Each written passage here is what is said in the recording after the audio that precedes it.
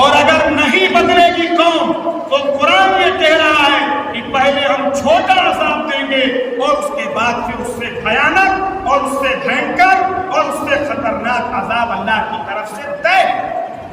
کوئی کچھ نہیں کر سکتا۔ میں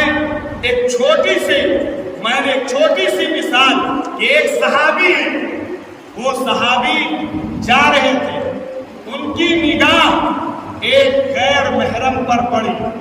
اور اس خاتون نے کہا کہ اسلام آ گیا ہے، شرم و حیا آ گئی ہے، اور ادھر ان کی نگاہ پڑی، دوسری طرف ان کی کھوپڑی جا کے دیوار سے ٹکرا گیا۔ آپ صلی اللہ علیہ وسلم کی بارگاہ میں انہوں نے بتایا، آپ نے فرمایا اللہ اپنے جن بندوں سے محبت کرتا ہے ان کو ان کے گناہ کی سزا پہ متنبع کرتا ہے تاکہ وہ اس گناہ سے باز آ کے اپنے آپ کو صاف کروا کے اپنی زندگی سنوار لے۔ اس لیے